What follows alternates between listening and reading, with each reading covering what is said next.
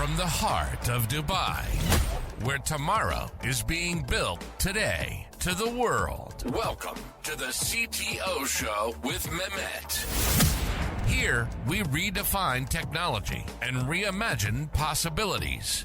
With Mehmet, delve into the riveting realms of AI, cybersecurity, and digital technology. Experience the thrilling highs and lows of startups. Immerse yourself in the spirit of entrepreneurship and witness the future of business innovation being written in real time. Now, without further ado, let's tune in and explore the future. Hello and welcome back to an episode of the CTO Show with Mehmet. Today I'm very pleased joining me from the US, Tom Basey. Tom, thank you very much for being here with me today. We've been talking for a while, and we thought it's a good opportunity to record an episode together. So thank you for being here with me today. The way I love to do it, usually I keep it to my guests to kind of introduce themselves, tell us a bit more about your journey, your background, and what you're currently up to, and then we can start the conversation from there. So the floor is yours. Thanks very much, Mehmet. On the contrary, it's a pleasure to be here with you today. A little bit about me. So I'm a recovering engineer. That is, back in the day, my undergraduate was in engineering. I worked for many years in high tech, predominantly telecom, computer type stuff. Then in 2010, I made a transition to medical device. So I worked that. So over 30 years in corporate America, in technology as an engineer, as a project manager. So that was my legacy career, and undeniably, it affects me to this day. But that's the thing. Throughout that time, even though I was a senior project manager in a big corporate Fortune 50 company, I was still an employee, and I wanted to do something entrepreneurial. So actually, 7 years ago or more, I left corporate America to start an entrepreneurial journey. So that's the thing. There's a lot of stuff we can talk about today, but in a nutshell, that's me. I was born and raised in Texas, but I love to meet people and travel the world. So I've traveled extensively in Mexico, various countries in Europe, and several in Asia as well. I haven't been to all continents everywhere I want to go yet, but I'm a citizen of the world. I'm glad to talk to people today. Great, and it's good to have you with me here today also, Tom. So let's start, with what you're currently doing, which is a little bit kind of interesting to me. So you are in the insurance industry today. So, and when I was checking, and also explained to me also, of course, when we were preparing for this episode, why did you choose this? Coming from kind of working with, as you mentioned now, different things. Why insurance? Why did you choose insurance? So I'm in this industry by accident in a certain way, but what I would offer is this.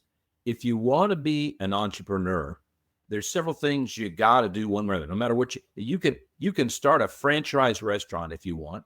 You can sell T-shirts online if you want. But one thing, there's several challenges you're going to have no matter what you do. However, I have found the insurance industry is fabulous in that there's certain, depending on what type of insurance and how you do it, you can kind of avoid certain fundamentals. And so one of the things I'm going with is supply chain. I have no supply chain. So whether you need some lettuce in your restaurant, or if you need some small certain size screws or fasteners to build some product, if you have a supply chain issue, you kind of can't finish the product and deliver. In the insurance industry, I have exactly the size the person needs immediately. That is, I can enroll someone online, and if they owe $236,000 on their home and they want a life insurance policy of that size, I have that exact size. In fact, I can shop it from multiple carriers, and then I can do that for them. So one of the reasons I love this as an entrepreneurial industry is I have no supply chain issues. And then there's many, but I'll just throw you another one out there. And the other thing is payroll. I don't have payroll.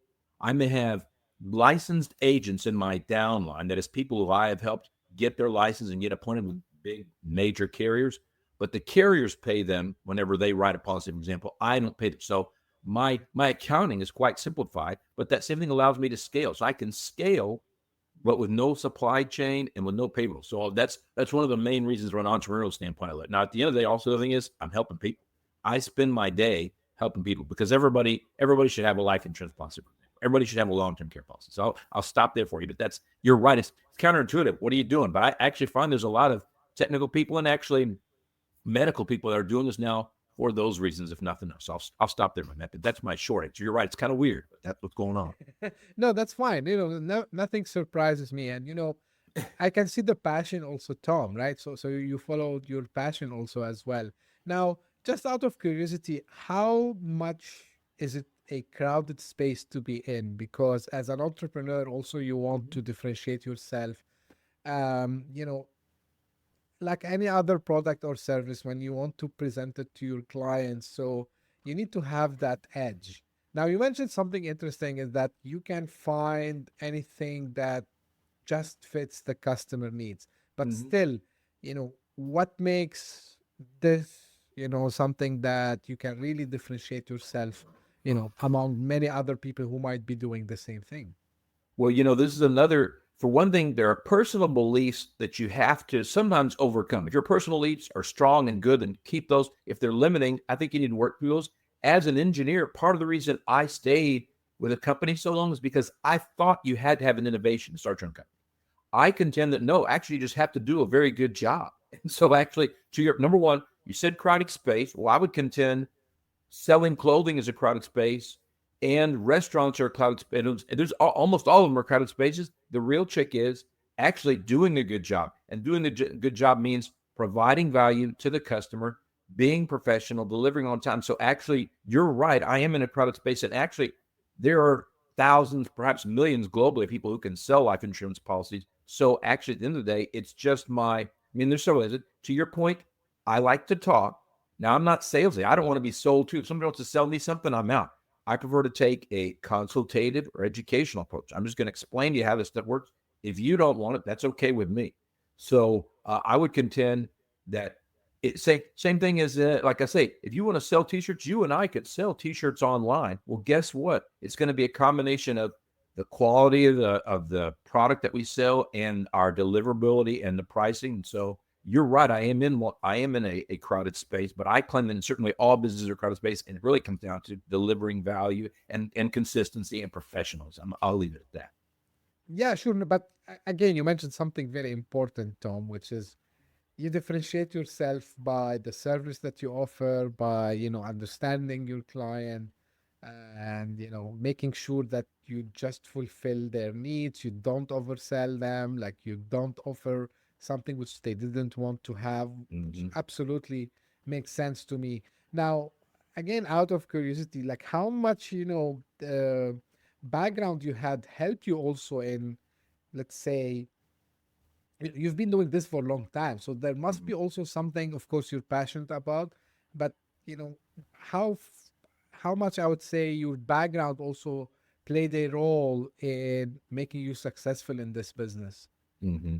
So number one, so many years in corporate America, there are pros and cons to it, but if nothing else, I am professional. You'll be fired if you don't if you don't behave professionally, largely in corporate America. So I was trained to be professional. In project management, it's all about delivering on time with value. So to your point, there's certain foundation that prepared me for any entrepreneurial journey. And then it's similarly, everybody that works somewhere for some company, typically there's some level of benefits. Typically there's health insurance. Maybe they'll give you life insurance. There's different things. But so I've been on the consumer side, and so I understand that type of thing. But what I wanted to go back to a little bit is this industry. Nothing. I'm actually incentivized. You use the word oversell. I'm incentivized not to oversell, because what happens is if I enroll someone in an insurance policy, I get paid an initial commission. That's kind of like the value add that I have of finding the person, helping them understand and enrolling. Actually, you do the work one time and you get paid repeatedly. That is, every year the policy is in effect, I continue to get paid.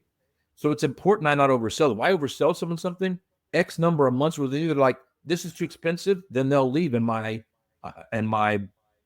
compensation goes away. So actually, I'm incentivized to not oversell. You properly use that word. And so I want to right size it. But if I right size it, then I get to keep that client for a long time and I get recurring revenue. On the contrary, if I oversell them, I won't keep them a long time. Yeah, interesting. um so they are saying, Tom, nowadays that a lot of industries are being disrupted by the technology, right? So how far is your industry, I mean, being really disrupted? Is it business as usual? And again, like, you've worked with tech companies also as well. You have the technology background. So what are you seeing in this space? So that's a great question. I'm going to answer a little historically. So number one, there have been insurance policies like even since Roman times. That is, Roman soldiers, if they were serving the Roman interest, then and if they passed away, their heirs would get compensation. And so it's been around a long time. And I say that because when I first started, actually that there were still the majority of agents who were actually still using paper applications. And so in a certain way, I like to brag on the industry. Well, it's really not a brag. I'm kind of poking fun. The industry's been behind the times, and so actually, I do have clients now. So I'm based in the U.S. and I have clients in Hawaii. I don't really sell international. I can sell solutions to international people, but it's U.S. based. But my point is, I do sell virtual, and so between Zoom and just a traditional electronic and web, that was great progress over the past 7 years. So already they made great progress. Having said that, you mentioned AI. AI is pervasive. It's impacting every industry. And so, no, I know. So at first I tried to say, well, I can't really think of no. Here's an example. When someone applies for policy, there's a process called underwriting, which is basically where the company who's going to insure that person decides either how much they're going to charge to cover that person, or even if they will accept it or not. For example, in the life insurance policy. Actually, AI behind the scenes, it's obfuscated both from the client and even from me as the agent. They're using that to make those decisions. So actually AI can very quickly check on someone, find out if they've been in the hospital, look at, they'll ask us like, what medicine did you take? It'll take a look at that medication, make decisions. So actually to your point, I did last year get a client approved in hours rather than what used to take weeks, simply because they were younger and healthier. But I believe AI was in the background making decisions and basically automatically decided the company can afford to insure this person for $250,000 for this $50, $60 price based on AI. So actually it is impacting even what we will call the fundamental production of the business, which is insuring people, putting policies in place. Having said that, that is not true for every business. What is true for every business is actually just communication. So the communication, in other words, so I'm very active on social media. AI actually just facilitates that. So I take an educational consultative approach. So I try to communicate to people, help them understand things. AI helps me with that. In other words, and I use different AI tools for different things, but it helps my productivity. So unique to insurance, AI is helping with the decision-making process, and then not unique to insurance, it's helping with social media. That makes completely sense. Before I go more into the technology side, I want to stay here because, I'm kind of little bit, I would say inspired by by the journey, Tom. So because you mentioned about the move from corporate America, and it can apply like whether you are in the States or maybe wherever you are in the world. So more and more people will start to hear that they want to go do things by themselves, right? Mm-hmm. And usually, they get stuck, right? So they feel like they're stuck. They want to do a move. They doubt themselves sometimes, like Mm-hmm. where to go. So choosing something niche like what you have done. Mm-hmm. I'm not saying it's easy, and of course it's not easy. I know this for a Mm-hmm. fact. I know a Right. lot of my friends who does this. But if someone want to take the same path, like leaving, the corporate world to start to build kind of, their own businesses, being entrepreneurs, is there like something they should take into consideration before making this move? Like, of course, first in general, and maybe if they want to go and do the same thing, like go with the path Mm-hmm. of insurance. Mm-hmm. Well, so I'm going to talk to your audience like I'm an older uncle. I'm older than most people. I've been around a long time, right? So I've been in corporate America. And so one thing I would offer is the old dream or model is even dead. And or it's not dead, it's simply changed. And so the things people thought, and I know that. So actually, I worked for a lot. Back in the day, it was you go to university, you graduate from there, and you go to get on with some company, and you perform well, and you rise through their hierarchy, and you become leadership in there. And then after 30 years, you retire. And when you retire, they give you a gold watch, and you have a pension as well. But my point is, no one can even. There's very few people that actually do it anymore. It is very likely you're going to switch jobs multiple times. it's also quite unlikely you're going to get a pension. So my point is, people own their futures more now than ever before. Now, as to your point, I'm biased in the U.S. because I've seen in the U.S. it was relatively, we won't use the word easy, but simple. It was simple to do that. If you go to university and get a job, there was a simple formula for that retirement. Now it's much more challenging. So my message, you should be thinking. So even if you are working somewhere and you love it, my concern is, we talked about AI. You may be displaced from AI because our productivity is going to go up in a certain way. There's a lot of people looking for jobs right now, and I feel bad for them because if I'm company X, I don't know if I want to be hiring more people. It seems like we'll potentially be able to do whatever our activity is, maybe even with less people, with the productivity gains in AI. So I'm concerned for anybody that wants to be an employee long term. So I think you should own your own future. Now, to your question, like, hey, well, what I think about. So one, I'm trying to dispel that myth to you that you got to be innovative. And I'm guilty. As an engineer, that's what I thought. That was part of the thing that held me back. You don't have to. So you need to find something to do. Well, what is available for you? What are you interested in? And in all candor, I used to hate insurance. I hated it. My wife was talking about it this past week and kind of making fun of me because, when you're married, you can kind of divide and conquer. She traditionally was in charge of that, selecting the benefits. We both worked at 2 different places, but I made her own that because I didn't like it. And now but with the day that somebody explained to me, well, there's 2 different days. One day, somebody explained to me about insurance for cancer, and I was still an employee, and they pointed out that even though I had health insurance, the care for cancer can be so expensive that it may not be enough. Here in the U.S., 40% of bankruptcies are due to health-related things. So you can actually get sick yourself into bankruptcy and or your family. So when I started to learn later, the value importance of that insurance. And then when somebody explained to me the business half of it, how you can do the work one time, talk to that person, understand their needs, find a solution that works for them, and then get paid repeatedly, that was very compelling to me. So understanding both sides, I liked it. But you don't have to do insurance. I've got a second thing I got going. Digital learning is another thing. That's a lot of the stuff kind of crosses over, but digital learning is something someone can participate in that way. You have some skill. How do you monetize that? And then how do you do that? Well, I think digital learning may be a way you can monetize it. I personally am a big proponent of traditional universities. I got a master's degree. When my son was finishing his undergraduate, I encouraged him, I think you should consider taking the GMAT, which is the exam to get into the master's school for business. And he thought about it and said, the bottom line is he did do it. But my point is, I gave someone a campus tour recently. A friend of mine's daughter wanted to consider the university that I attended, the University of Texas. And I walked them around. I love universities and I love higher learning. I'm a lifelong learner. However, I looked around, all those big buildings, and those. I'm not only am I concerned about our old models for corporations and working. I'm concerned about learning as well. Concern may not be the right word I'm intrigued by, but I think it's going to be very disruptive. And so I think people should continue to learn, but I don't know that a traditional university is absolutely an issue. I like it because I want you to be educated. So you need to understand history and economics as well. I'm not saying one shouldn't go to university and there's real value in it. But if you're wanting to start a business, and I think everybody should be considering it, well, can you learn without going to business school? I'm going to stop there, Mehmet, but that's my thought. No, absolutely. And actually, I tried to bring this topic multiple times, and I'm happy, you gave also your opinion on that.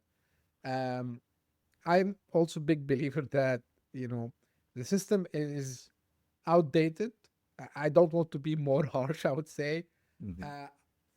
I'm like you, Tom. Like, I'm fascinated, by any educational institution. But what I think, this is my personal opinion, some people are meant to be, I call them life learners. So these people, we cannot force them into a system that all what it does, it just spill on them information, hoping that they will remember it someday, and probably they will not use it afterwards. And then you have this, part of the population who loves studying, who are too much in academics. And, these are the people who would be sitting in labs, in research centers within universities, working on hard problems in an academic way, writing papers. Yeah, but if we count today, like what's the percentage of professors versus like everyone else? So probably we should not consider university or missing university as a taboo. I know like in the US it's like less, I'm not sure, like this is what I hear from people. But for example, in the part of the world where I was born and raised, like it's a taboo if you don't go and have like higher education, right? You would be considered like someone who's a misfit, someone who will not do anything useful in life. But guess what? Like the people who went outside and learned doing business by themselves, they were the ones who succeeded. So I agree with you 100%. But you mentioned something about digital, aspect, the digital learning and monetizing your skills. Tell me more, Tom. Like, what are you seeing working? Because I'm sure every one of us have something that can deliver, but again, how to start? Like, what are you seeing? The useful, I would say, methods, maybe the useful channels to start this. Is it like creating courses? Is it like mentorship? Like, I know, like it depends, and I know it's a loaded question, but you've got a lot of experience. So, what you can share with us?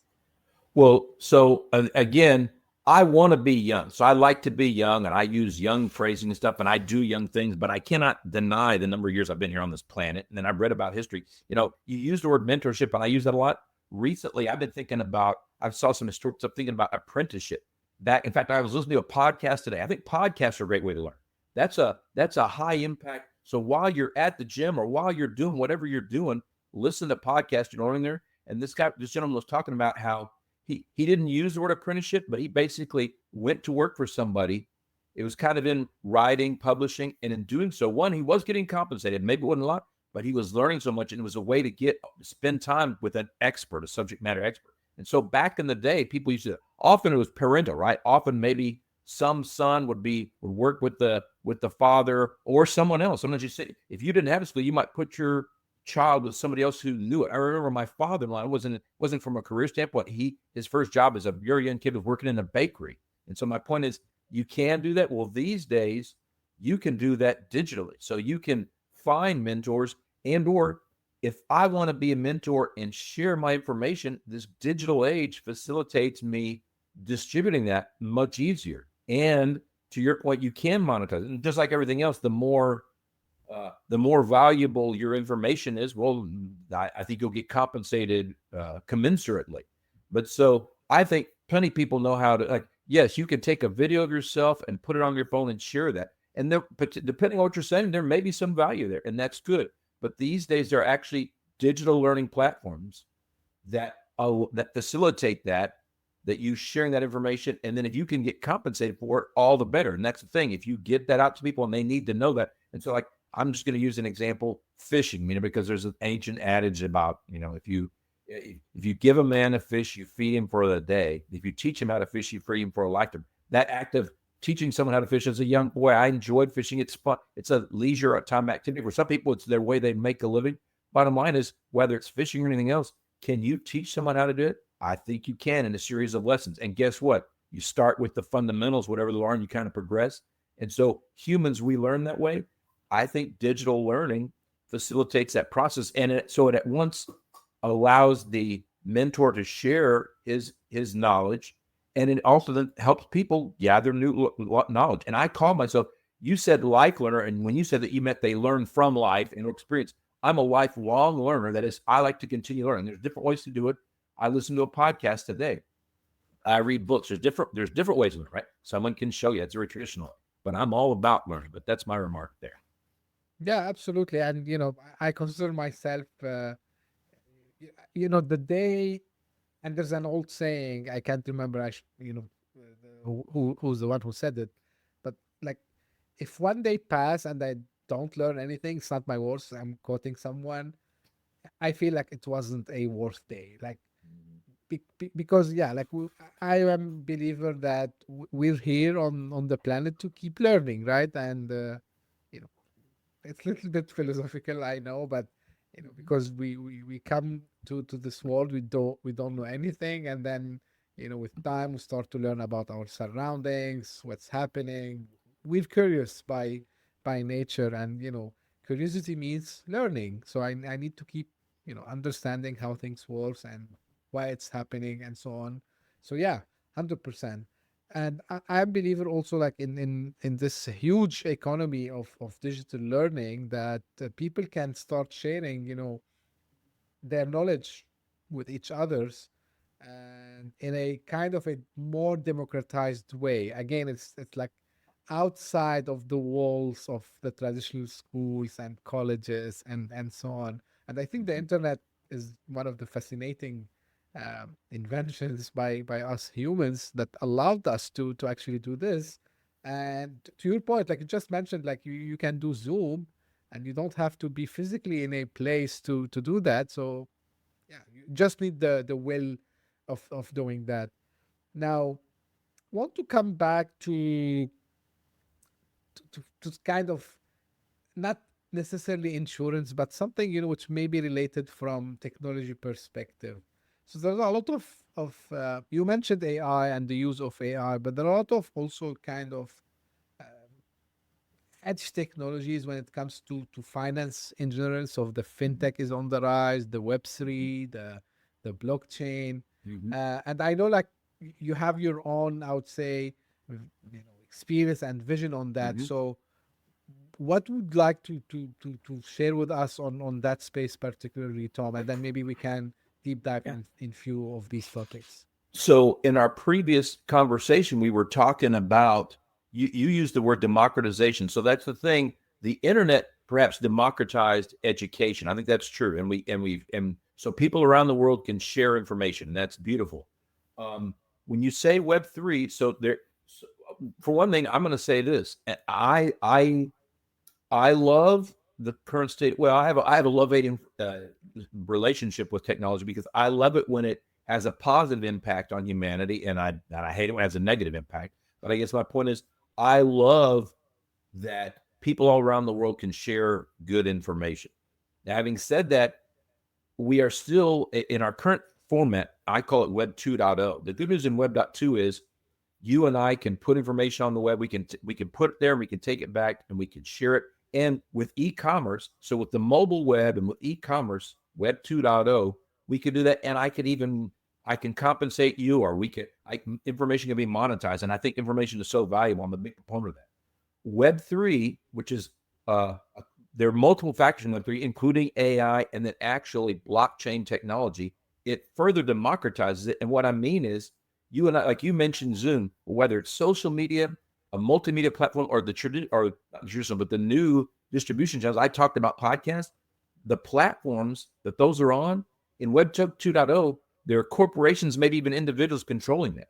So if I developed a whole digital university today, if I'm not on Web 3, I can be deplatformed by somebody. So whether it's I have my podcast and certain corporations says you will no longer be distributed on there, or if I'm using social media to distribute, store, or show my information, that if they turn off my account, I'm out of there.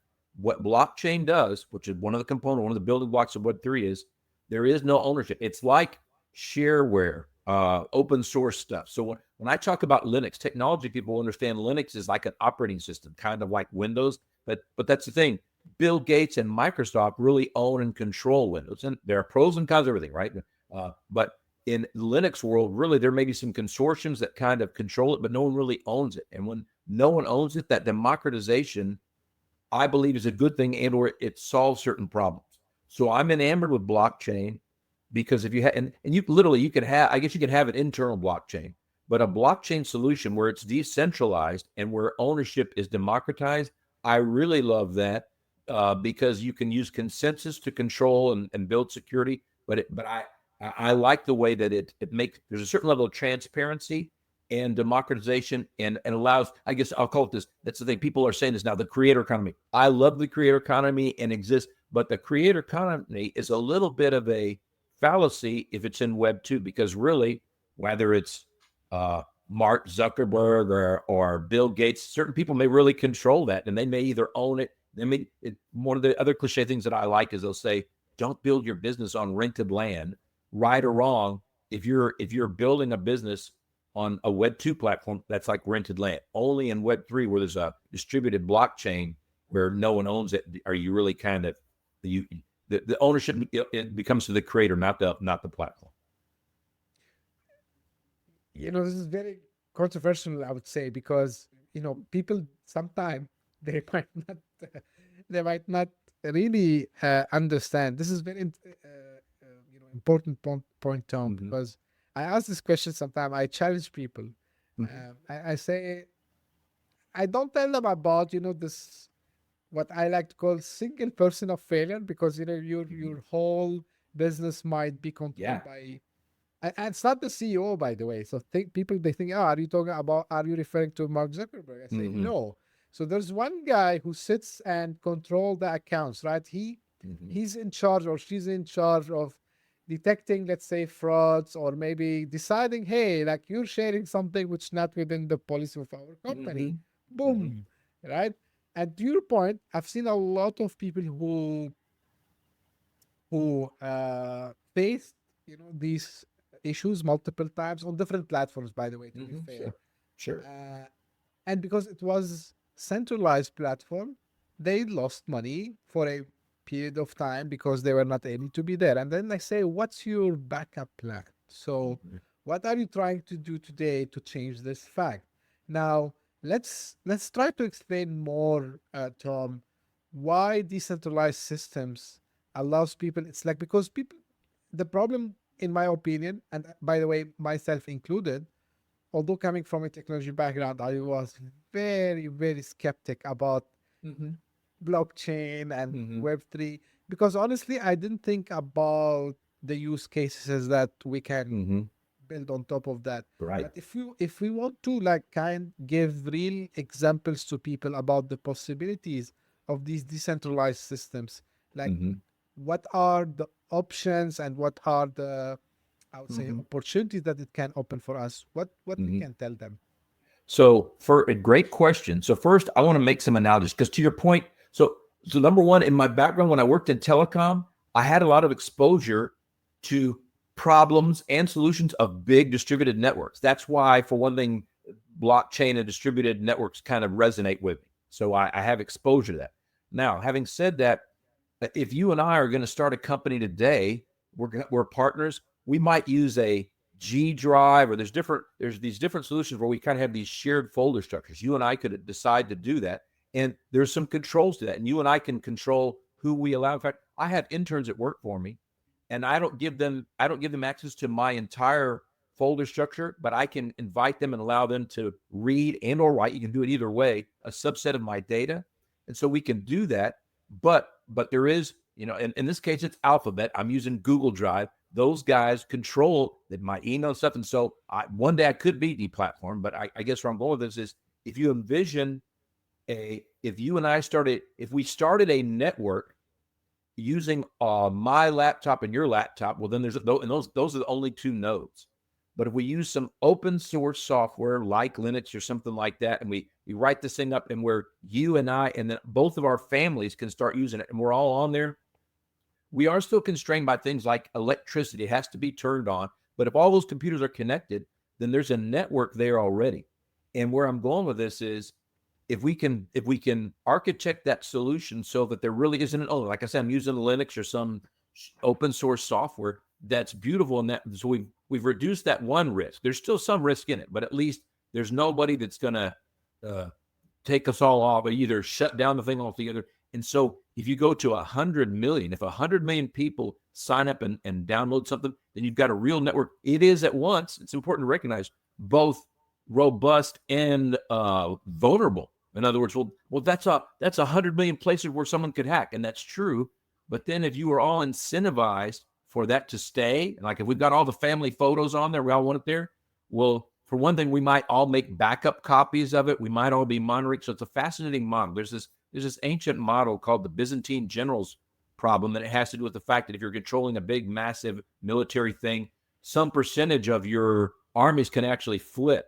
There was a film that came out last year on Napoleon. I actually read the book, but Napoleon kind of had some issues on those where he'd make alliances and then someone flip and fighting. So it's a fascinating problem to have, but you can address that. So my point is, if you have a large, decentralized, democratized, open source network, everybody's incentivized for it to be good, and we're all watching it. That's the thing. So if you take a snapshot every day, and that's where blockchain comes in. Blockchain is kind of a periodic sequential series of transactions or data capture we can all watch and verify. And so that's really what it is. So that's kind of the back. So there's a blockchain is a distributed thing. Then you said what use cases? Well, I'm going to use, it happened both recently in the US and Miami, and then it happened a year or so previously in Paris for soccer games.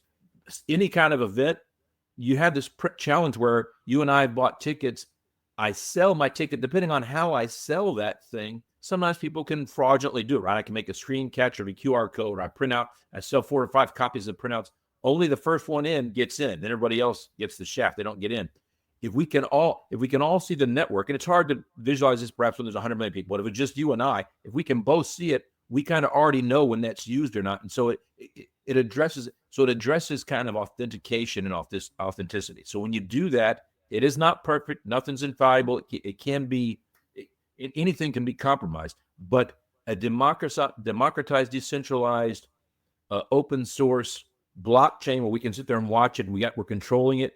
It really can allow us to address issues like that. So you ask for use cases. I'm saying selling tickets, or it could be, how about this? How about deep fakes? That's a big problem. So AI isn't what's great and terrible. I think a blockchain solution to help validate the legitimacy of a photo is a good thing. So I'm kind of going to stop there, but that's my response. Yeah, and I remember now, probably I researched it, or one of my guests mentioned it, even related to something you do today, Tom, regarding the insurance. So blockchain can actually, validate, and I would say, like, let's say if I do a claim, so it is recorded on the blockchain, so no one else can, you know, say no, like you didn't claim this, or like you have a fraud over there, because the blockchain knows everything. It's like a single source of truth, right? So Yeah.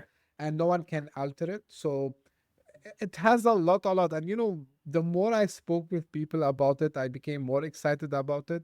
The decentralization, and again, like, to your point, it's not like we want to be kind of skeptic, but yeah, it's a reality that whenever you are using a system owned by someone else, you have this risk of being removed from that system.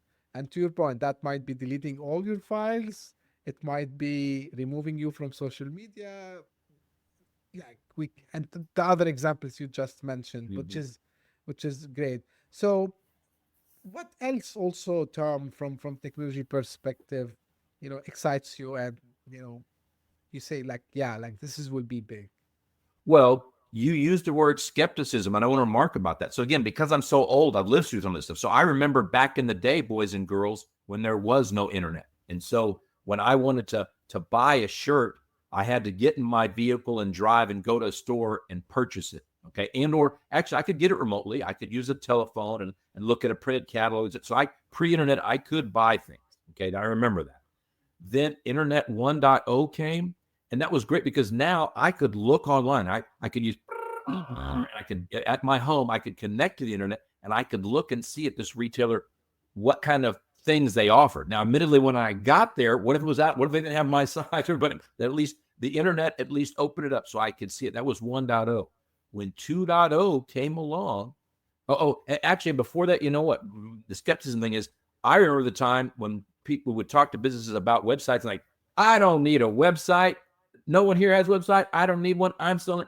Everybody has a website now. In other words, skepticism is healthy, I think. It's human. One, we are naturally curious as humans. I think we're also skeptical, and both are good. They're kind of two sides of the same coin. But I'm just telling everybody listening, people used to be skeptical about the internet, and then it came, and everybody adopted it. And then Web 2 came. Like, I remember people said, I'm not going to buy something on my phone. Are you crazy? I won't do that. You know what I mean? Or you couldn't. I'm going to go home and check that on the internet. Well, now you can, because mobility came in for Web 2.0 and e-commerce. Now you've got these access to all the information everywhere you need. You can navigate with it, and you can certainly buy stuff. I'm telling you, Web 3 is coming, and because of AI and because of blockchain, everybody everybody will be on the blockchain. That is, you will make this because that architecture lends itself to solve a variety of problems. And it is not perfect. Just like, I mean, that's the thing. The internet is not perfect, and neither is e-commerce. There's still frauds, but that doesn't mean no one's taking their phone and like, no, it's coming. So blockchain technology and Web3 is coming. In fact, it's already here, but it will be the mass adoption is coming too, because it will be used for pervasively soon. Absolutely. Yeah. By the way, to your point, like skepticism also, in my opinion, encourages the people who come up with the technology to go forward and try to prove to these people, hey guys, like you are wrong. Like, no, we have real use cases. And, I always, in every episode, try to refer to the famous chart where you have the early adopters and then, the rest will come with time. And you have, these guys who you can't please them and you can please everyone who would come very late. That's fine. This is nature of us humans, and it's completely fine. So, to your point, 100%. And I'm a big believer also, like with all what's happening today with AI, blockchain, Web3. Yeah, so we have a bright future, guys. Like I'm kind of an optimistic guy by nature. So, uh, everything gonna work just perfect. uh, Ignore the noise. And if I want to wrap up and ask you, Tom, if you want to leave the audience today with something that they can reflect on, something that maybe didn't ask you and you want to just share. So this is a space for you to kind of wrap it up for us and tell us also where we can get in touch with you. Well, so number one, that's the thing. I like to talk. So I request that people connect with me. And so they can find me anywhere. My name is Tom Basey, whatever social media platform, or find me and make a connection request. I want to connect with them. And then I really feel like, so one thing you said, the future's bright. I kind of winced a little. I'm not sure the future's bright. Like I say, I changed from telecom and high tech to medical device because I had a bad taste in my mouth. I don't like the negative impacts of technology on society. So I don't like it when I walk into a restaurant and there's a family there, a couple adults and a couple of kids, and rather than talking, they're all four on their mobile devices. I don't like that. So that's an example to me of negative impact and or the dehumanization that occurs with technology. So I'm at once anti-technology and pro-technology. The other thing is, like I said, it's coming. Actually, I'm concerned about it, but how about this? Instead of being concerned, why don't we get educated? So we're talking about digital learning. So my point is just educate yourself, listen to some podcasts, take some, there's plenty of free, that's another, we didn't talk much, there's free learnings are there. So MIT, some of my first understanding blockchain technology are because I took a free course. So I'll go ahead and say is I tried to be brand agnostic, but on YouTube,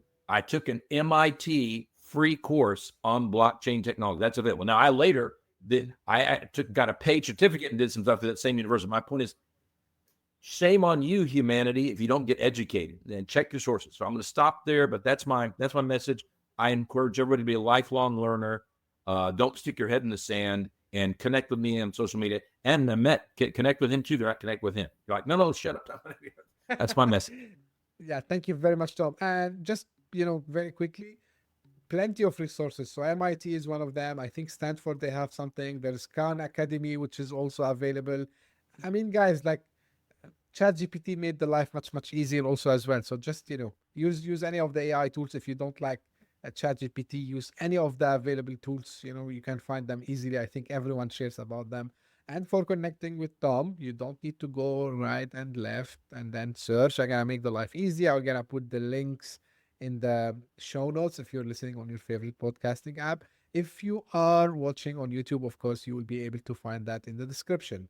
And again, Tom, I can't thank you enough for this episode and sharing your experience and encouraging more people to go learn, more people to become entrepreneurs, and also learn about the future which is ahead of us and staying human. So I really appreciate this time with you today. And for the audience, this is how usually I end my episodes. So if you just discovered us by luck, thank you for passing by. I hope you enjoyed. If you did so, please subscribe, share it with your friends and colleagues. We're trying to make an impact, so as much as we can reach to people, that would be great. And if you are one of the people who keeps coming again and again, thank you for all the support, all, the messages you sent me, all, the encouragement you gave me and watching me from far. Thank you very much for this. And thank you because this year I'm very blessed.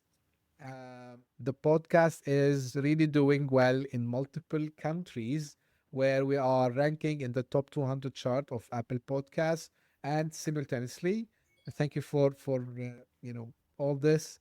And also, I'm discovering these guys with you, so we are also chosen to be one of the top 45 most listened podcasts in Dubai. We were like also chosen as the top 100 futuristic technology podcast also as well. So I'm really, grateful for all the support. This couldn't happen without you. And as I say, always stay tuned for a new episode very soon. Thank you. Bye-bye. Thanks very much, Mehmet. Hit that subscribe button, share the show with your tech-savvy friends and fellow entrepreneurs, and leave us a review on your favorite podcast app. Your support means the world to us.